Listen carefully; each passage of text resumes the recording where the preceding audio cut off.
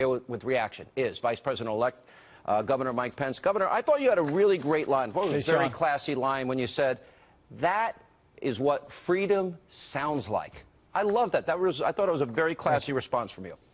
Thank you. Well, it's what I said to my daughter when we walked in, and you know, we wanted to go see Hamilton. It's an extraordinary production, and frankly, we really enjoyed being there. But walking in, we heard a number of people booing, then some people were cheering, and then there was more boos, more cheers. So I nudged my daughter when we got to our seats, and I said, "Remember, Charlotte, that's what freedom sounds like." And that's a great line. What I can tell you is that I'll leave to others whether it was appropriate for one of the actors to address me from the stage at the end. But what I want to assure everyone looking on is that as Donald Trump said the night he was elected as our next president, he is working every day to be president of all of the people of the United States of America. And to see him in this transition, to see the range of people of diverse backgrounds that he's bringing around him, to see the policy implementation, the video that was released today about day one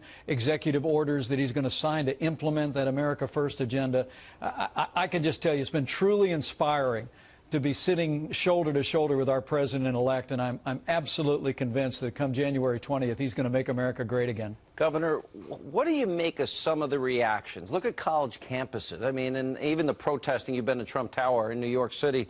You know, cry rooms for college students being given cocoa, hot cocoa by their professors, and coloring books and Play-Doh and aromatherapy rooms. I mean, a part of me wants to laugh, but it's so pathetic to me. What's your reaction to that?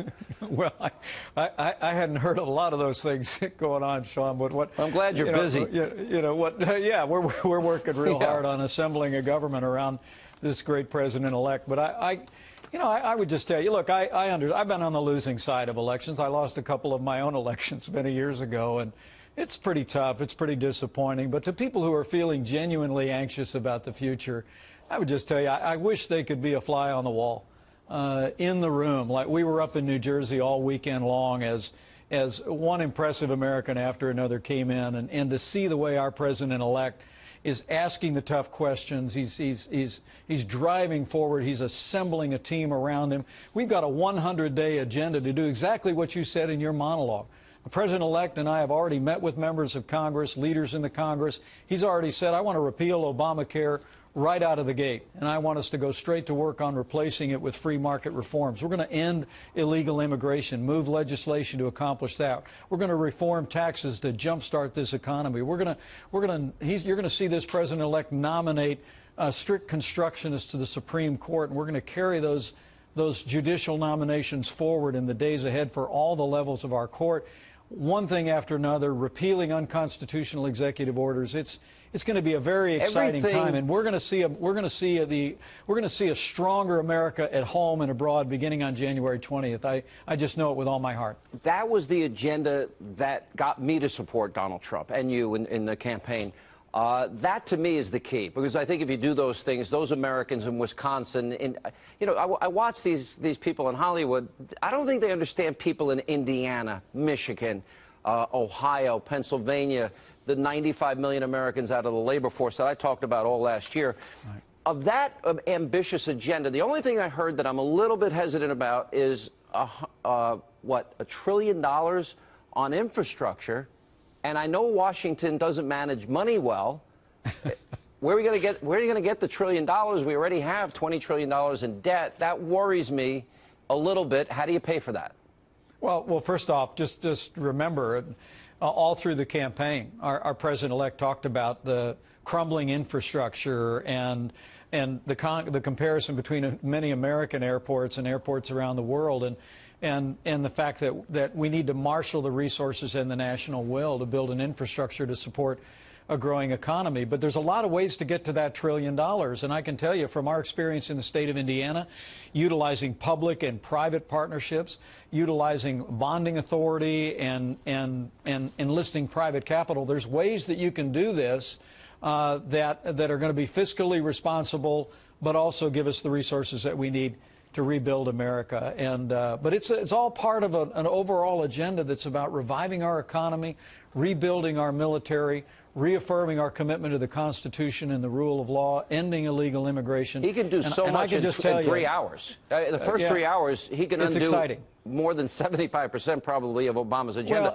Well, that's right. Just a couple hours ago, your viewers know this, but a couple hours ago, the president-elect just released a video outlining a series of executive orders that'll begin to implement that Make America Great Again agenda, that America First agenda, literally on day one. And whether it's ethics reform or trade reform or economic reform, regulatory reform, people can check out that video tonight and see that what I'm seeing every day is America has elected in President-elect Donald Trump a CEO who has rolled his sleeves up, and he's driving this transition, driving the planning, laying out a 100-day agenda, a 200-day agenda that's going to make America great again. Listen, it's going to be a dramatic shift. I think the key to the economy, my own opinion, is the 15% corporate rate, the repatriation of trillions, eliminating Obamacare, and energy independence. We can't be dependent, which is the lifeblood of our economy, on countries that hate us. Let me ask you this.